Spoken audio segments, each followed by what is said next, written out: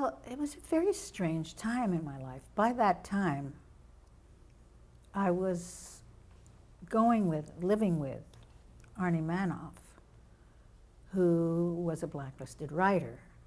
And then somewhere around then, J. Edward Bromberg, who had been in the cast of All You Need Is One Good Break, and I played with him afterwards in Stock. We did something, who was just terrified of going on stage. She was one of the blacklisted actors and a charter member of the group theater. Went to England to do a play, which she was very successful in, and had a heart attack and died. And I was doing, lo and behold, on Broadway, starring in it for the Theatre Guild.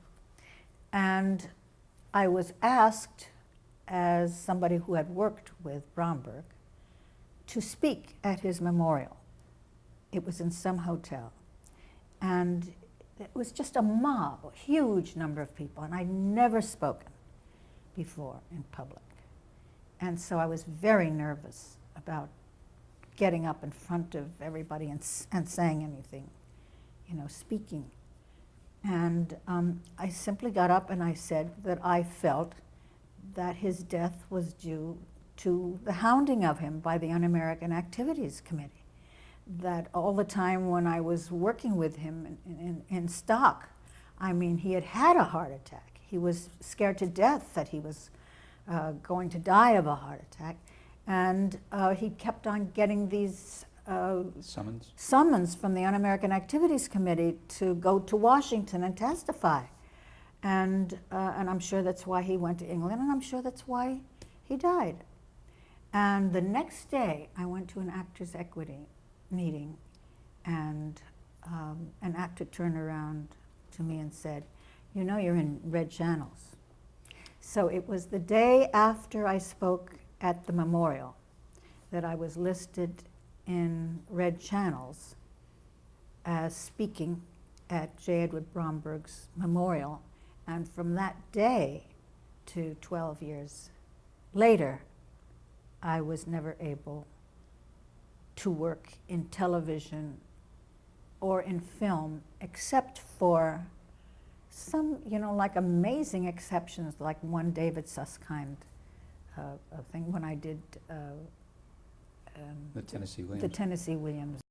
Well, I could work on Broadway. Mm-hmm. Don't forget that the most extraordinary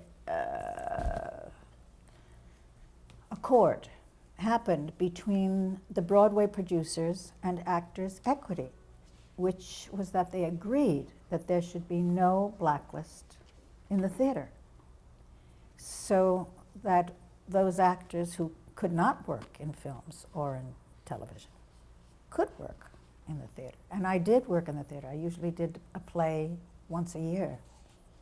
And I taught. I started teaching then. One of my teachers at the neighborhood playhouse was Herbert Berghoff. And he and Uta Hagen, who never got off the blacklist because of her affair with Paul Robeson, he and Uta Hagen opened the HB studio.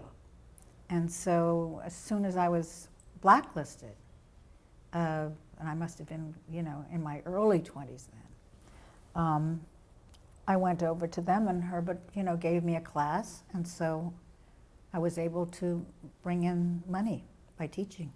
The blacklisting in the East took place out of AFTRA, which is the television union.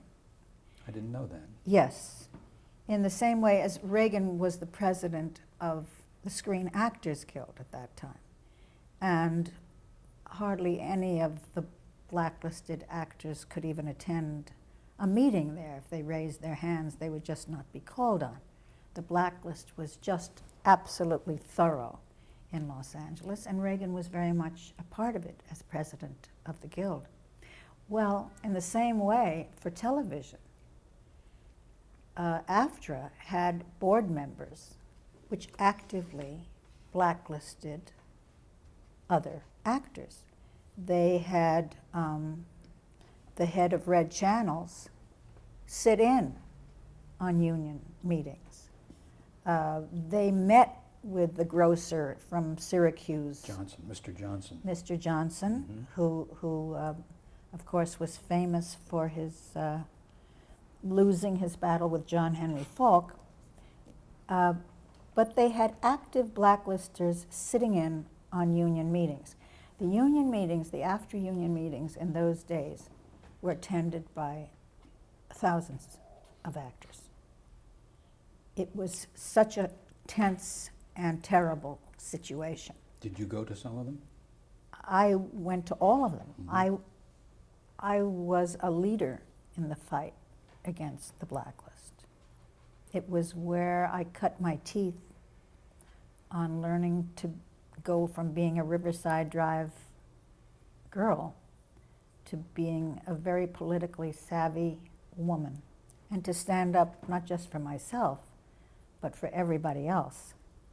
So those days were an extraordinary entrance for me into another life, which became a much more important life to me than acting. It was a life and death life. I saw people destroyed.